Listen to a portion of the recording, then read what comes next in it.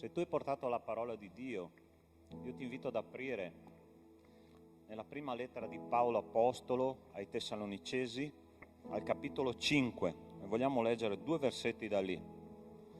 Prima Tessalonicesi, capitolo 5,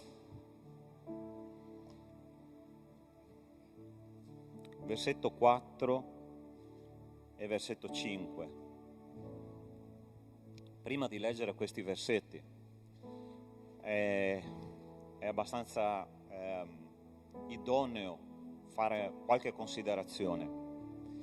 Allora, in questi giorni io sentivo alcuni interventi di alcuni politici, di alcuni artisti, no? E più che un intervento, sinceramente, su un tema così delicato mi sembrava quasi un delirio, no? Queste persone dicevano: dobbiamo aiutare i nostri ragazzi a cambiare sesso se si sentono di un altro sesso, ok? Io dico, Signore, quando l'uomo dice che questo è buono, ed è interessante che la parola di Dio prevede tutto, no? Nell'Antico Testamento si diceva che quando l'uomo comincerà a chiamare il bene male, il male bene, il ritorno di Cristo è vicino. E ovviamente sia per il mondo, che non teme il ritorno di Cristo perché dice che è una pazzia, ma per il cristiano che veramente si dice cristiano, ovvio che provoca un po' di timore, no? Quando tu vai là nel libro di Apocalisse e vedi come viene descritto Cristo, no? Da risorto, da glorificato, con questi occhi, dice che sono incandescenti, no? Che scrutano nella profondità del cuore umano. Prova a immaginare nel momento in cui tu passerai davanti al trono di Dio, Cristo ti guarderà con questi occhi e io e te non potremo nascondere neanche un minimo pensiero. È ovvio che se tu sei un vero cristiano temi il ritorno di Cristo, no? E l'Apostolo Paolo scrive questi 2 testi, questi 2 versetti biblici in prima Tessalonicesi 5, confortando quei fedeli che erano un po' in crisi perché pensavano che Cristo sarebbe ritornato di lì a poco. E mi piacciono tantissimo questi 2 versi perché penso che siano molto attuali. E dice così, prima Tessalonicesi 5, 4 e 5.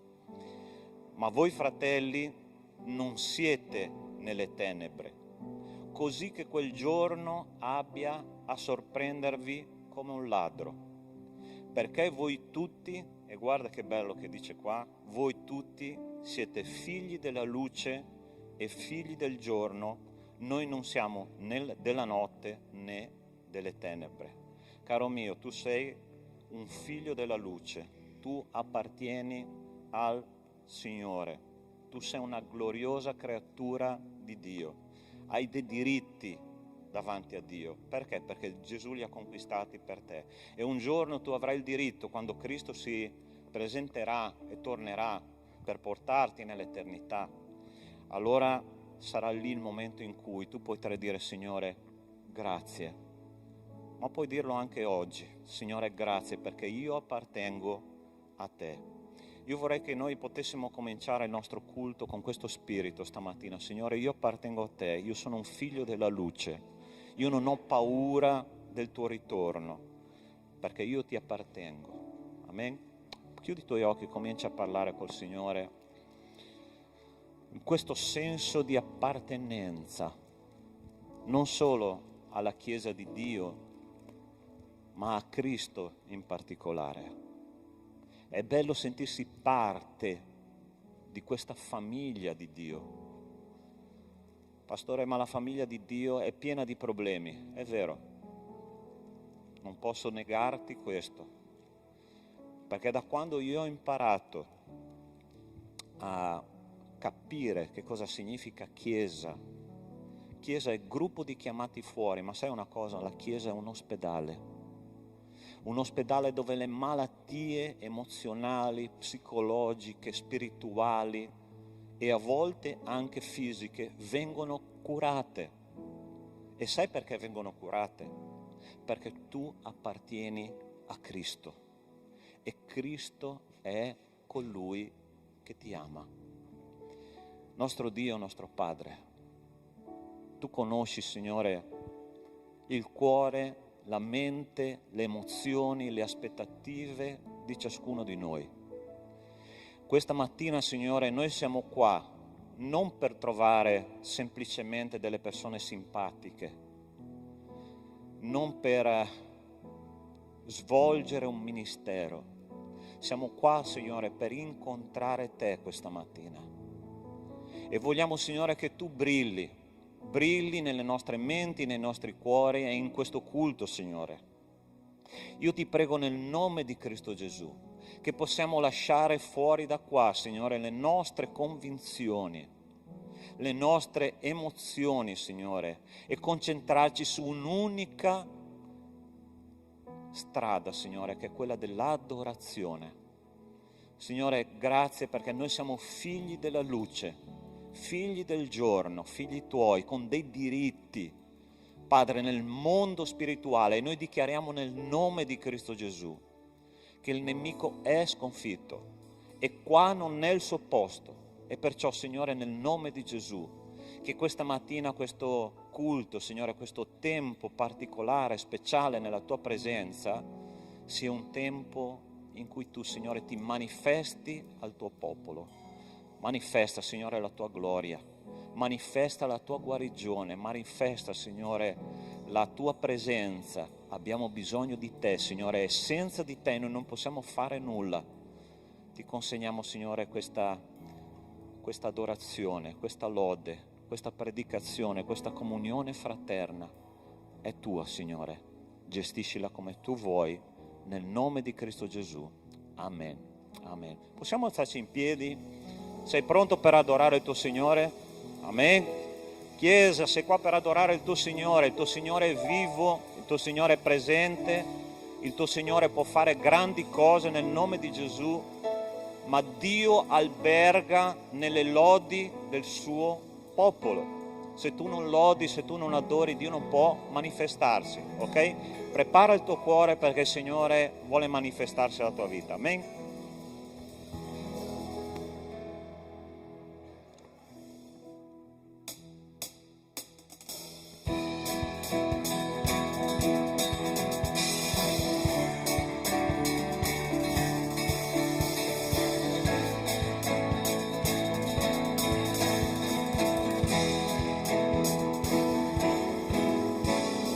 Adorerò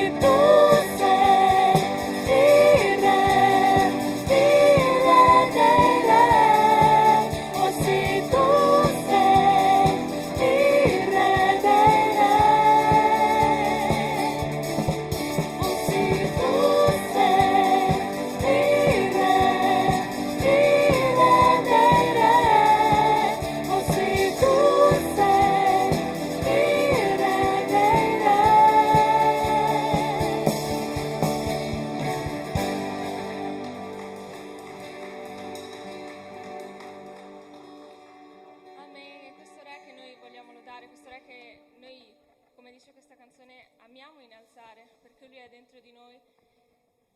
Questo meraviglioso Re dei Re è l'unico, è imbattibile, come sappiamo, e è bello quando in noi nasce la voglia di adorare il Signore, quella voglia, ma non voglia tipo, oggi ho voglia di lodare Dio, è quella voglia che viene da dentro, dalle nostre viscere, di essere nella presenza del Signore, di stare con Lui, di avere Lui come nostro consigliere e di averlo come nostro Padre, come una qualsiasi figura nella nostra vita. C'è anche l'altra parte della medaglia, ogni tanto capitano quei periodi in cui si sta lontani dal Signore, quei periodi in cui il Signore è lontanissimo, a prescindere da quello che sembra lontanissimo, a prescindere da quello che noi pensiamo, da prescindere da quanto leggiamo la Bibbia, da quello che facciamo all'interno della Chiesa. Ma è solo un nostro presentimento, il Signore non è mai lontano da noi, è sempre al nostro fianco, è sempre presente per noi. Quindi cantiamo la prossima canzone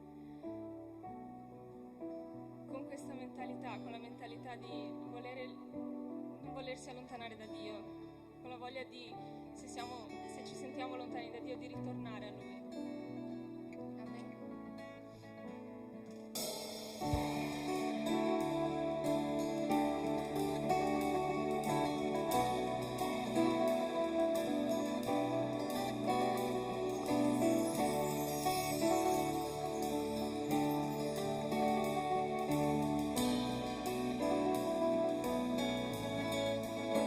Lontano da te mi sento solo.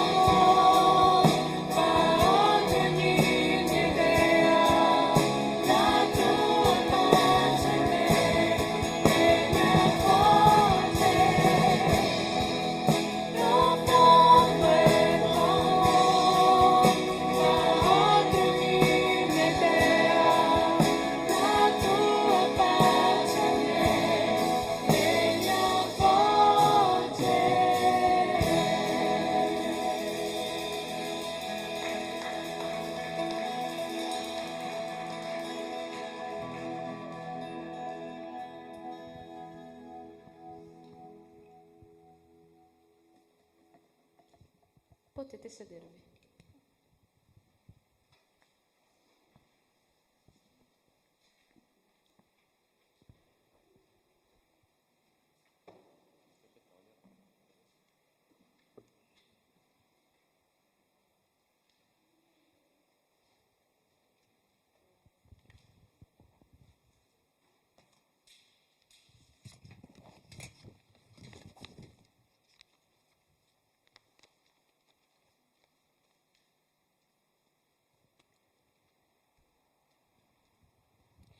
Penso sempre molto a quello che cantiamo.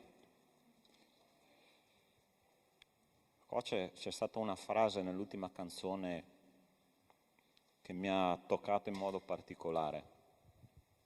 Non so se ha toccato anche te quando abbiamo cantato "La tua pace mi avvolge", no?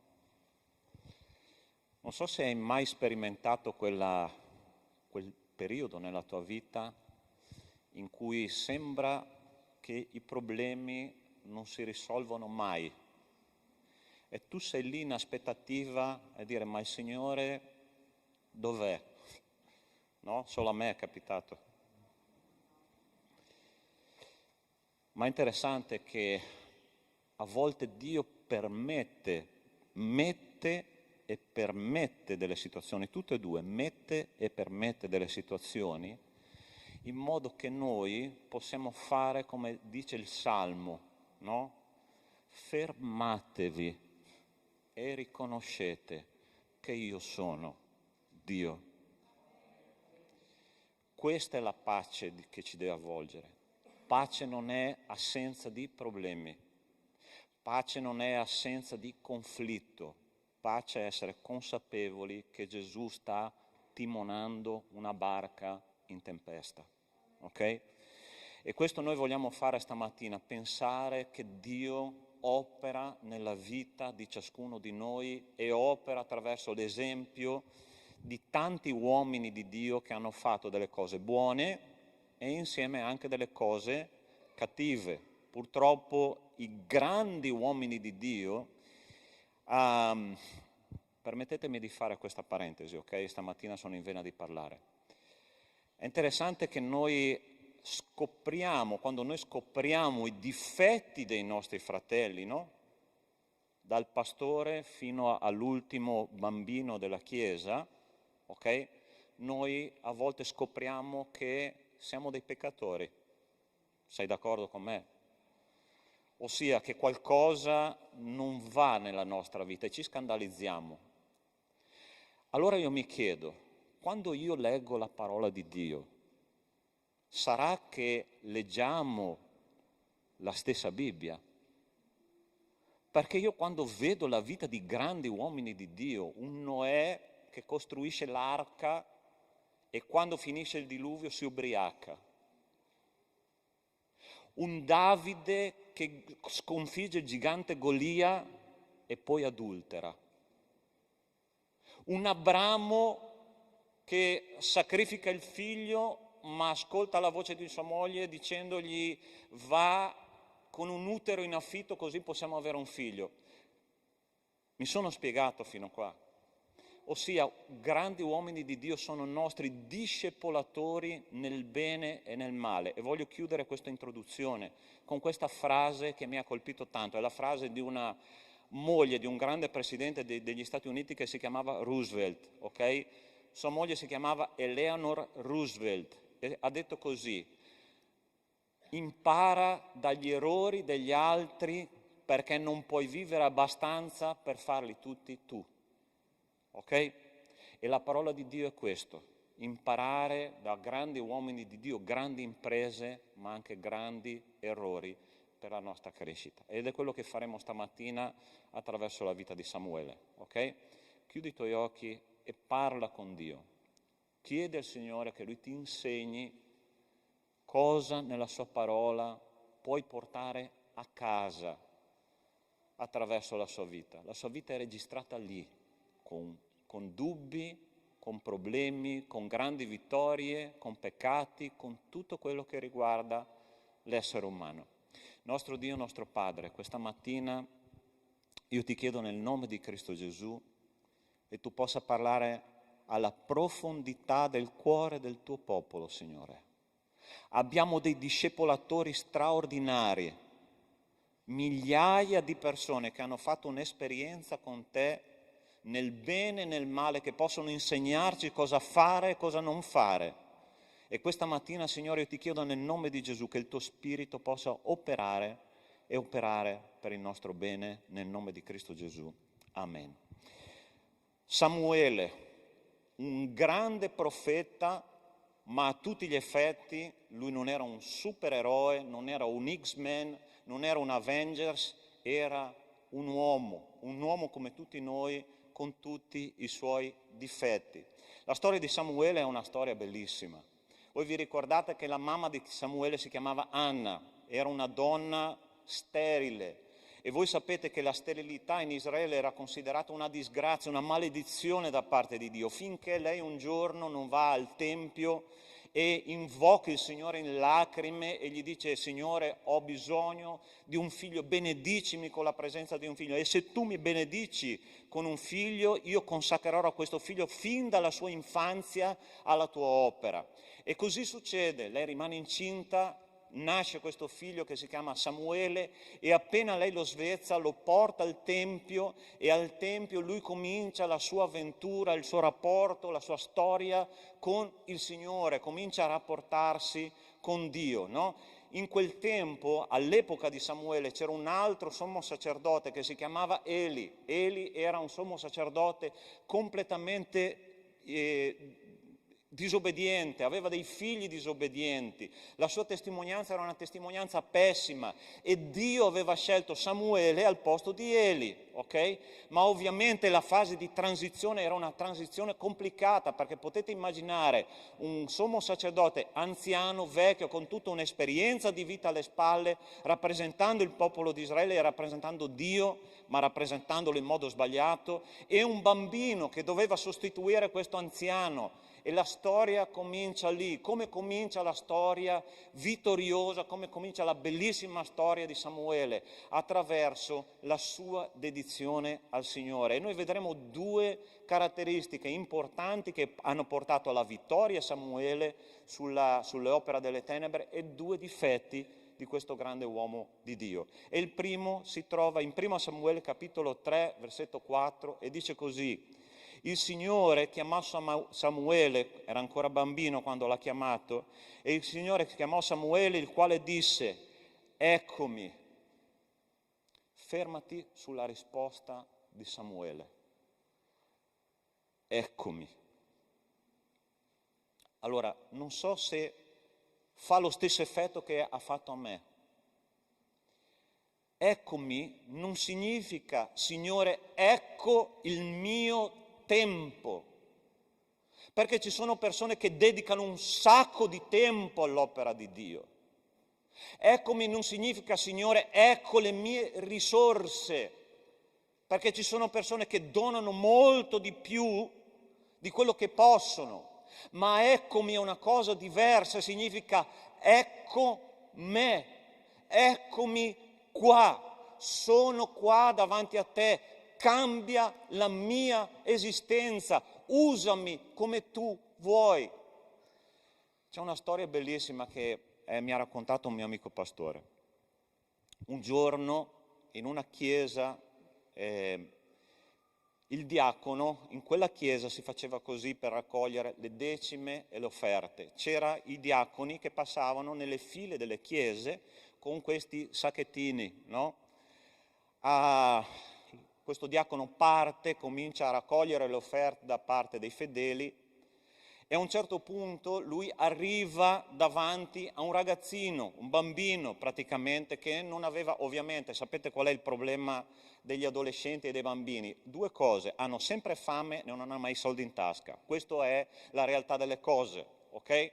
E questo bambino, no, a un certo punto guarda profondamente, fissamente questo diacono e gli dice: dammi per favore quel sacchettino.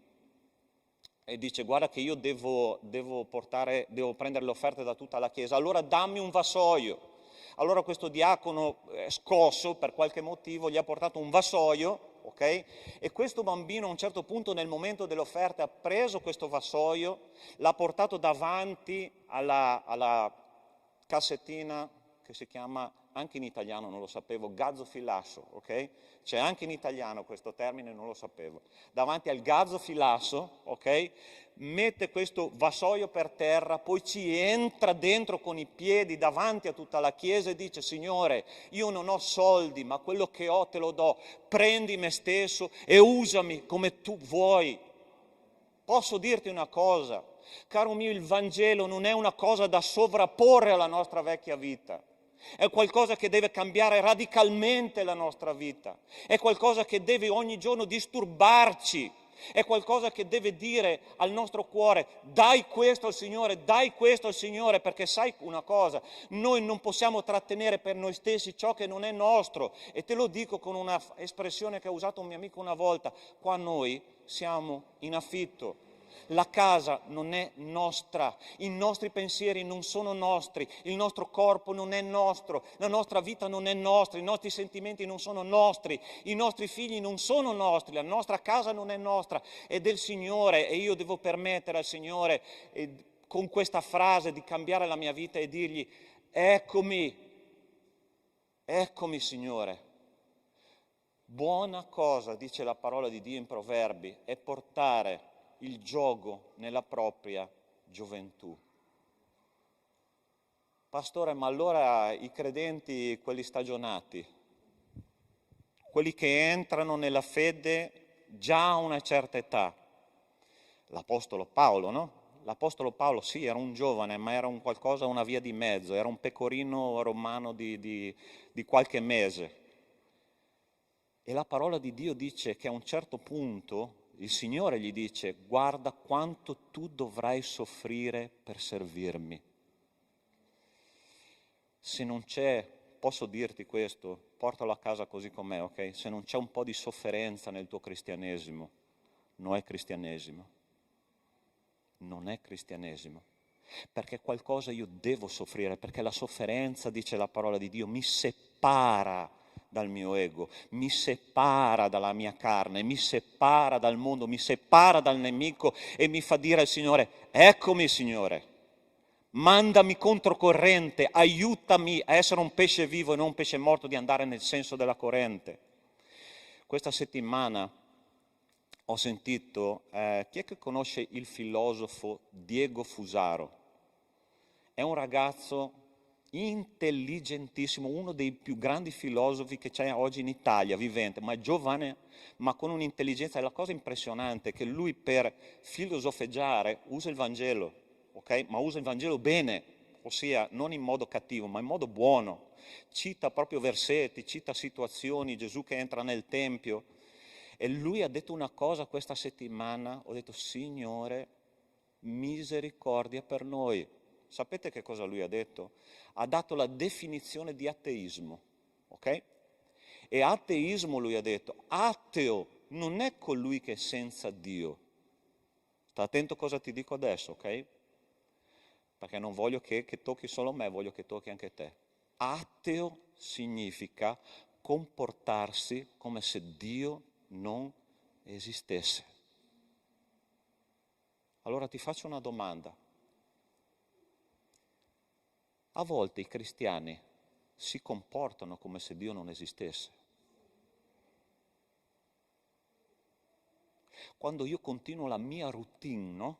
Vado in chiesa settimana dopo settimana, faccio le mie preghierine, leggo la mia Bibbia, ma niente cambia.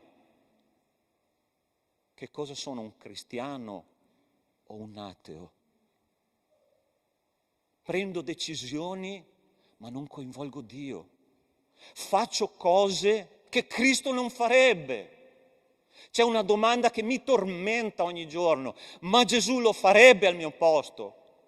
Gesù lo farebbe al mio posto? Penserebbe quello che io penso? E mi mandi in crisi. Ma io spero che mandi in crisi anche te. E l'unica soluzione che noi abbiamo è quella parolina lì che cambia tutto. Signore, eccomi, prendi me, cambia la mia anima, cambia il mio modo di pensare, cambia il mio modo di essere. Sarà che stamattina Dio trova un popolo che dice: eccomi, sono qua, Signore, sono in mezzo alla folla. Ricordati di Zaccheo, una folla intera, piccolino, non riusciva a vedere Gesù, e sapete che cosa lui ha fatto? È salito su quell'albero e io penso che faceva così: Signore, sono qua, eccomi. E che cosa è successo quando Gesù è arrivato sotto quell'albero? Ha detto: Zaccheo, scendi. Già lo conosceva per nome, ok? Zaccheo, scendi, ho bisogno di andare in casa tua. Tu vuoi Cristo in casa tua oggi? Amen. Eccomi, Signore. Seconda caratteristica: nessuna parola a vuoto da Silo, dove Dio condivideva il suo cuore con Samuele. Allora c'era un grande problema, guarda lì cosa dice al capitolo 3, versetto 1 di prima Samuele, dice: il piccolo Samuele serviva il Signore sotto gli occhi di Eli. La parola del Signore era rara a quei tempi e le visioni non erano frequenti. Ossia, Dio parlava pochissimo al suo popolo e a pochissime persone. Non era una cosa usuale, ok, che Dio si manifestasse ai suoi figli. Allora questa settimana Dio mi ha fatto ragionare su tante cose. C'è una, chiamiamola una moda, una cosa che piace tantissimo al popolo di Dio attuale, no? Noi siamo la generazione informatica, lo sapete bene, ok? Tu vai con un click, vai da qualsiasi parte nel mondo. Oggi come oggi noi abbiamo una grande passione per i predicatori itineranti che troviamo su internet, e trovi di tutto, ok? Con un click tu ascolti una predica, con un click tu ascolti una serie di studi, con un click ascolti un sacco di cose. E Dio mi ha detto: Pastor Sandro, sai perché c'è questa abitudine, che più che un'abitudine è diventato quasi una mania? Perché il mio popolo in generale, in globale, la Chiesa di Dio, non si accontenta più di un rapporto personale con me nella mia camera, ma ha bisogno di qualcuno che gli dica ogni giorno cosa fare. E questa, cari miei, è schiavitù. E l'uomo ha bisogno di una guida, ma non della guida di un uomo, perché la parola di Dio dice: maledetto sia l'uomo che confida nell'uomo e fa della carne il suo braccio. E il Signore dice: entra nella tua cameretta, stai lì con me e impara da me personalmente, chiudi la porta perché io voglio parlare con te, con il tuo cuore. Guarda cosa dice alla fine del capitolo 3, 19, 21, dice: Samuele intanto cresceva e il Signore era con lui e non lasciò andare a vuoto nessuna delle sue parole. Gente, che roba! Lui diceva una cosa e la cosa succedeva. Aveva gli occhi, aveva lo sguardo nel futuro. Sapete cosa vuol dire la parola profeta? Profeteia significa parlare prima che la cosa succeda. E l'unico motivo per cui io posso parlare di una cosa che ancora non esiste è perché Dio me l'ha rivelata, perché ho un contatto con Dio, un rapporto personale con Dio. È lì nella mia cameretta che io sviluppo questo. È lì nella mia cameretta che io ho un contatto personale con Dio. Andiamo avanti in questo testo che dice: tutto Israele, da Dan fino a Beersheba, riconobbe che Samuele era stabilito come profeta dell'Eterno. Che cos'era il risultato del suo rapporto personale con Dio? Tutti riconoscevano che ogni giorno lui parlava con Dio e Dio parlava con lui e lui passava quello che Dio gli parlava al popolo. Gente, è di una semplicità mostruosa. Quando io cerco Dio, Dio parla con me, io passo quello che Dio mi ha parlato, che cosa succede? Che la cosa si verifica, perché Dio è stato Dio a dirmelo, non mi sono inventato io la cosa. Ma questo succede perché? Perché questo uomo, questo bambino, non uomo, bambino cercava Dio ogni giorno. Sarà che io e te abbiamo fame di stare con Dio ogni giorno? Perché è interessante che se il mio stomaco a mezzogiorno, io parlo per me, ok? Se il mio stomaco a mezzogiorno non viene riempito, il mio stomaco protesta. Giusto o no? Sarà che ho fame solo io o siamo che una generazione di angeli o già di morti? Perché io ho fame ogni giorno e se mia moglie non prepara, insomma, gli dico, ehi,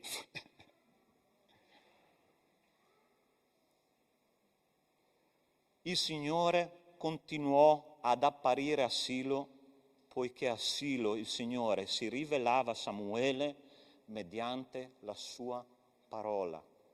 Sapete, interessante la definizione, l'etimologia della parola Silo, ok? Allora, a Silo c'era la tenda di convegno con l'arca dell'alleanza dentro, e noi adesso vedremo un testo molto interessante sempre di quel capitolo, e Samuele ogni giorno era lì a Silo e Dio condivideva il suo cuore con Samuele. Sai cosa vuol dire la parola Silo? Luogo tranquillo. Quando Gesù dice entra nella tua cameretta e chiudi la porta, secondo te perché lo dice? Noi non possiamo mettere Dio in mezzo alle situazioni di tutti i giorni, intanto che tu guidi, intanto che tu vai per strada, Signore parlami perché ho fretta. Non può essere, gente. Fermati perché Dio ragiona in modo diverso da me e da te. Lui per parlarti ha bisogno di tempo. Ah Signore, ma il tempo è l'unica cosa che io non ho. Ed è esattamente quello che Lui vuole. Chiesa di Dio, hai la tua Silo dove Dio ti parlerà? Hai stabilito il tuo luogo tranquillo dove Dio può comunicare con te, aiutarti a gestire la tua famiglia, aiutarti a gestire la tua vita, aiutarti a gestire il tuo ministero, aiutarti a gestire tutte le situazioni che ti vengono incontro ogni giorno. Signore, vienimi incontro, io ti sono venuto incontro, mi sono incarnato, sono venuto da te, ti ho predicato la parola di Dio, adesso tocca a te fare il passo, ma tu devi andare alla tua Silo.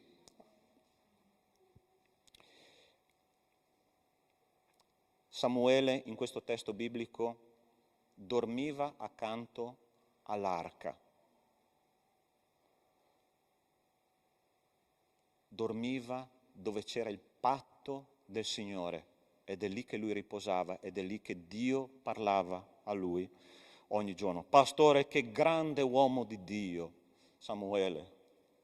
Che benedizione per noi, che insegnamenti che ci ha dato, sì, belli e anche brutti, ok? Andiamo a vedere 2 difetti di Samuele, va bene? Samuele era un uomo che aveva più misericordia di Dio. E io dico misericordia, ok? Noi siamo abituati a un sentimento per volta, ok? O siamo arrabbiati, o siamo tranquilli, o siamo generosi, o abbiamo la mano chiusa, o uno o l'altro. Ti do una notizia sconvolgente. Dio prova tutti i sentimenti umani nello stesso tempo, al massimo livello, senza mai escluderne uno. Queste sono tutte le sue caratteristiche ed ecco perché Dio ci farà vedere adesso una cosa molto interessante. Il Signore disse a Samuele, fino a quando farai cordoglio per Saul, mentre io l'ho rigettato perché non regni più sopra Israele. Samuele, basta piangere per quel re disobbediente. Io l'ho rigettato. Ah, Signore, poverino questo re. Ha avuto una storia familiare tremenda. Non rigettarlo proprio adesso, dagli un'altra occasione, dagli un'altra chance. E il Signore dice, Samuele, finito. A volte noi vogliamo essere più giusti o più misericordiosi di Dio, è vero o no? Poverino. Sai cos'è amore senza giustizia? si chiama sentimentalismo. Sai cos'è giustizia senza amore? È crudeltà. Ecco perché a un certo punto Dio gli ha detto, ehi Samuele, gli ha dato una bella tirata d'orecchio, ok? Perché è così che risulta la parola di Dio. Samuele, basta! La mia giustizia e il mio amore vanno insieme. È inutile che tu separi le cose, perché io vedo le cose in modo diverso da te. A volte, cari miei, per fare sì che la volontà di Dio sia veramente effettiva nella nostra vita, dobbiamo lasciare il testimone a Dio e dirgli, Signore, sei tu che devi decidere, sei tu che devi vedere le cose nel modo corretto. Noi separiamo in genere le caratteristiche, gli attributi di Dio, perché noi esseri umani siamo limitati e sapete che cosa succede quando noi emettiamo questi giudizi, queste opinioni, questi sentimenti tanto umani? Dio ci dice, sei caduto caro mio, sei caduto e sei caduto, sei immerso dalla cima dei tuoi capelli alla radice dei tuoi piedi nel peccato, tu non vedi le cose nel modo corretto, lascia l'opinione a me. I suoi discepoli un giorno gli hanno detto, maestro, erano nel tempio, maestro, quest'uomo è cieco. Ha peccato sua madre o ha peccato suo padre perché lui abbia questa malattia? Fantastico Gesù, no? Né sua madre né suo padre, perché questa malattia è per la gloria di Dio. Ma vedi come Dio vede le cose in modo diverso. Perché non lasciamo qualche volta l'opinione a Dio? No? Noi siamo così facili a giudicare, no? Le cose. E Dio dice, ehi, sono qua, puoi chiedere la mia opinione, per favore? È così che funziona, gente. Dio vede le cose in modo diverso. Più misericordia di Dio, Signore, voglio lasciare il giudizio a te. E infine, uno sguardo molto umano. Davide era il re prestabilito, nuovo re stabilito da Dio, ok? E questa famiglia dove Samuele è andato, c'erano 8 figli, ok? E uno di questi figli, uno più bello, uno più grande, uno più forte, uno più valoroso dell'altro, passano davanti a lui e a un certo punto Samuele dice, Signore, è questo che tu hai scelto, sicuramente l'unto di Dio è davanti a me. E Dio gli tira per la seconda volta l'orecchio e gli dice, non badare al suo aspetto né alla sua statura, perché io l'ho scartato. Infatti il Signore non bada a ciò che colpisce lo sguardo. L'uomo guarda l'apparenza, ma il Signore guarda al cuore. Sai qual è il grande problema dell'essere umano? Questi.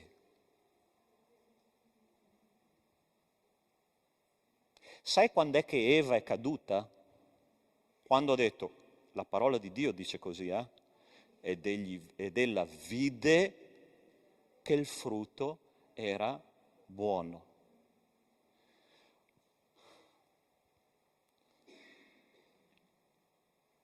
A volte mi sembra che noi, la nostra vita, no? È come quella persona che passa davanti a quel negozio dove in vetrina ci sono tutte quelle cioccolatini, no?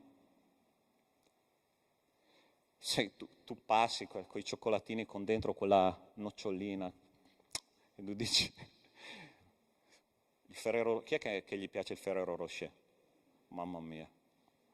Gente, se il paradiso è il paradiso, ci devono essere i Ferrero Rocher, ok? O almeno i baci Perugina, almeno quelli. E tu passi, c'è un negozio in centro a Treviso che è una roba impressionante, tu passi di là, è una vetrina intera di cioccolatini con le mandorle, oh di Signore, se entro qua faccio una rapina. Ed è interessante che a volte, no? I credenti funzionano così, passano davanti a quel negozio e dicono guarderò ma passerò oltre. E poi tu ripassi, no? Mi fermerò ma non entrerò. Entrerò ma non comprerò, guarderò soltanto. Sapete come finisce questa vignetta? Gnam gnam gnam gnam gnam gnam gnam. Noi prendiamo delle decisioni che alla fine facciamo gnam gnam e che ci fanno male alla pancia. Perché? Perché noi decidiamo con la nostra testa e guardiamo con i nostri occhi, sono quelli che ci portano a sbagliare tante cose nella nostra vita. Sapete cosa ha detto Giobbe in mezzo alla sua malattia? Ha detto, io ho fatto un patto con i miei occhi per non peccare con nessuna vergine di Israele. Guarda che cosa ha detto, ho fatto un patto con i miei occhi. Hai mai pensato di fare un patto con i tuoi occhi? E dire, Signore, questi occhi qua sono fallaci, sbagliano ogni giorno. Per favore fammi vedere la cosa attraverso i tuoi occhi. La situazione attraverso i tuoi occhi, perché allora io sarò un cristiano vittorioso, perché metterò tutto nelle tue mani e tu deciderai al posto mio. Ma è così difficile, fratelli. La cosa interessante è che Samuele aveva questo sguardo molto umano, il Signore gli ha tirato le orecchie, ma se tu vai avanti nel racconto, lui cambia subito opinione, perché dice, il Signore non ha scelto questo, il Signore non ha scelto questo, il Signore non ha scelto questo, il Signore non ha scelto questo, finché lui non percepisce che Dio ha scelto quello che voleva lui. E ci sono delle volte nella nostra vita che per scegliere la cosa giusta devono passare 5, 6, 7, 8 situazioni finché Dio non ti dice è questa. Ma tu devi avere quella pazienza e quella consacrazione dei tuoi occhi che fa la differenza nelle scelte giuste e nelle scelte sbagliate. Pazienza con Dio, consacra i tuoi occhi al Signore e permetti che Dio ti faccia vedere con gli occhi del cuore tutte le situazioni della vita. Non so se hai percepito, Samuele aveva delle cose molto buone che ci insegnano come rapportarci con Dio e aveva delle cose veramente molto umane. Dio gli ha tirato le orecchie 2 volte. Ti immagini il profeta nazionale sgridato da Dio e lui sapeva come Dio gli tirava le orecchie, ok? E noi dobbiamo imparare da questa vita di fare le cose giuste come lui faceva, diceva eccomi Signore e poi si chiudeva nella sua asilo e parlava con Dio e Dio parlava con lui e Dio l'ha stabilito come profeta nazionale, ma allo stesso tempo lui guardava le cose con occhi molto umani. Questo lui ha imparato a cambiare. Pastore, mi riconosco tanto nella vita di Samuele, anche io, ma questo è il nostro discepolatore oggi e io vorrei che io e te potessimo portare a casa questi insegnamenti che sono registrati nella Bibbia, nella parola di Dio. Sai una cosa?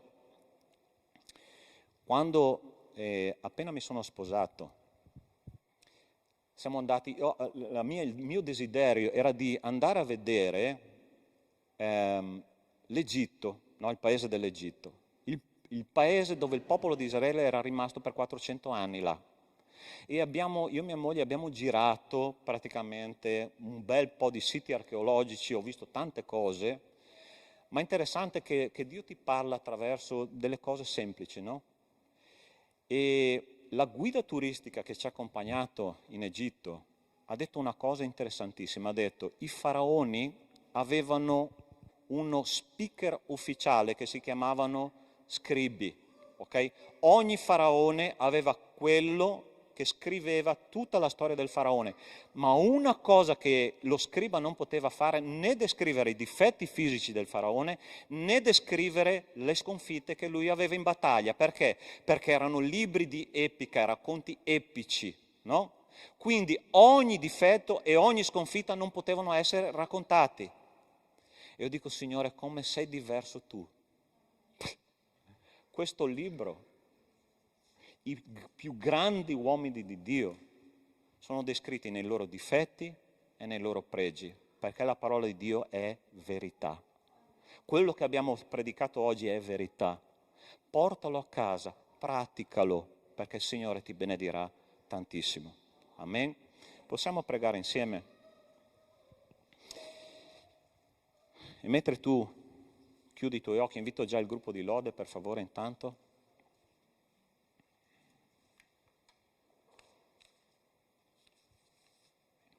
Mentre tu chiudi i tuoi occhi e cerchi la faccia di Dio per la tua vita, io ti invito a fare questo confronto tra la tua vita e la vita di Samuele. Una vita che è stata ripiena della grazia di Dio e che ha prodotto tanti frutti nonostante i suoi difetti. Ma è proprio da quei difetti che noi dobbiamo imparare a cambiare le nostre vite. E se tu hai questi pregi, gli stessi pregi che c'erano in Samuele, allora migliora il tuo tempo con Dio, migliora la tua consacrazione, perché è proprio questo che Dio ci chiama a fare. Pastore, io avevo bisogno di questo messaggio. Amen, alleluia. Significa che il Signore ti ha toccato. Sai che non è il predicatore che tocca, è la divina, viva, gloriosa parola di Dio. Io voglio pregare per te questa mattina. Signore, in questo momento noi ti ringraziamo.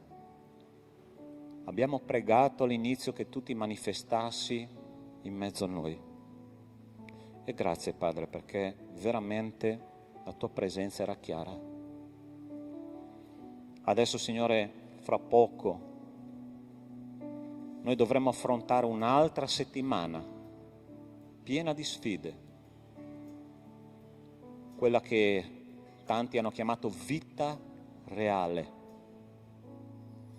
Ma nella nostra vita reale, Signore, ti chiediamo che tu ci possa essere e che tu possa aiutarci, Signore, attraverso la vita di quest'uomo che si chiamava Samuele, a trasformare, Signore, il nostro cuore, la nostra vita, le nostre esistenze per la tua gloria.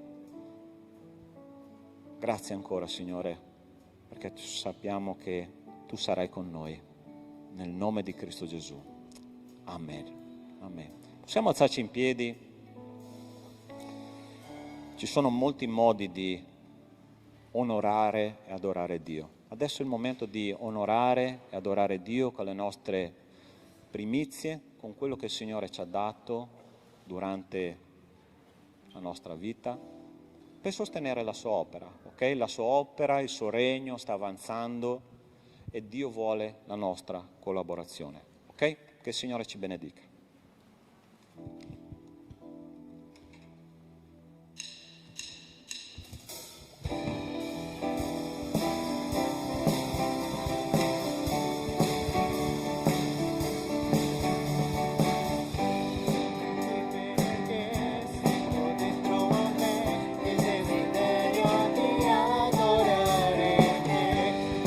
La mia voce per cantare che tu sei l'unico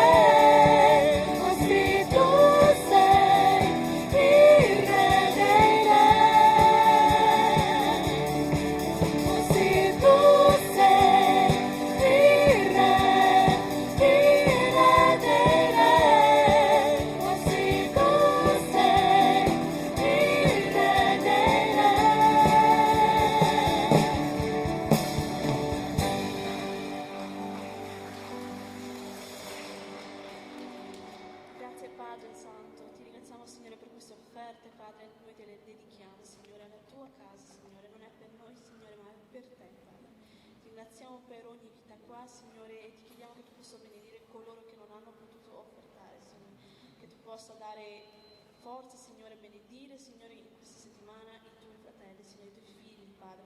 Ti ringraziamo nel tuo nome santo. Amen. Amen. Potete sedervi.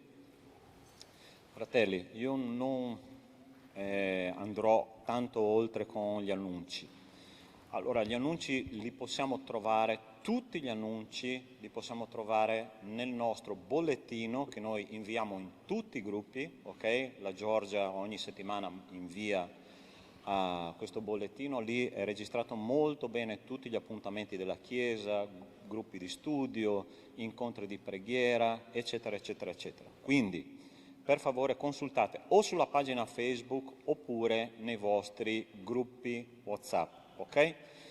Io prima che usciamo vorrei fare una cosa un po' diversa dal solito, ok? Vorrei chiamare due fratelli, un fratello e una sorella per pregare, per chiudere il nostro culto, poi pregherò io, in modo che il Signore possa accompagnarci per tutta la settimana nella nostra vita quotidiana, ok? Furio, per favore, chiedo a te. E chiedo a Vittoria, dov'è Vittoria? È già uscita Vittoria? Dai, vieni qua. Un giovane e un maturo. Sì, stagionato, dai. Ok, prega Vittoria, prega Furio, poi chiudo io, ok? Signore, ti ringrazio per questa giornata che ci hai dato, Signore, ti ringrazio per questo magnifico culto, Signore. Ti ringrazio che durante la lode, Signore, hai potuto aprire il cuore di ogni persona che è qui e che possa aver ricevuto, Signore, la predica di oggi e l'insegnamento che hai voluto passare, Signore. Benedici la vita di ognuno che è qui presente e fa che la settimana di ogni persona possa andare bene, Signore, perché tu ti prendi cura sempre di ognuno. Nel nome di Gesù, amen. Signore Dio nostro, ti rendiamo grazie per questo privilegio che ci hai dato anche quest'oggi di ascoltare la tua parola, Signore. Grazie per questo enorme insegnamento che ci hai dato tramite Samuele, Signore. Aiutaci a dire come lui, eccomi, Signore, ma in tutti i nostri aspetti della nostra vita, Signore. Aiutaci a donarci completamente a te, Signore, ad ascoltarti. Chiuderci nella nostra cameretta, Signore, e parlare con te. Questa è l'importanza della nostra vita. Nel nome di Gesù io ti prego per tutti noi. Amen. Padre Santo, grazie Signore per la vita di ciascuno che è qua stamattina e anche di quelli che ci stanno seguendo online. Adesso, Signore, noi usciremo in un mondo, Signore, che ogni giorno di più diventa buio, diventa triste, deprimente. La tua parola, Signore, ci insegna a essere luce e sale in un mondo che non ti conosce. Signore, il pastore non può arrivare dappertutto, Signore, ma tu sì. Accompagna, Signore, i tuoi figli. Accompagna il tuo gregge, Signore, in ogni posto, anche nella valle dell'ombra della morte, Signore, che tu possa essere lì con loro, con ciascuna anima, con ciascuna vita. E quando noi, Signore, torneremo qua la settimana prossima, che possiamo essere consapevoli che l'amore di Dio, nostro Padre, la grazia salvatrice di Cristo e le consolazioni dello Spirito di Dio sono state con noi e con tutto il popolo di Dio su tutta la faccia della terra, da oggi e per sempre. Amen. Dio vi benedica, buona settimana, che il Signore possa accompagnarvi ad ogni passo.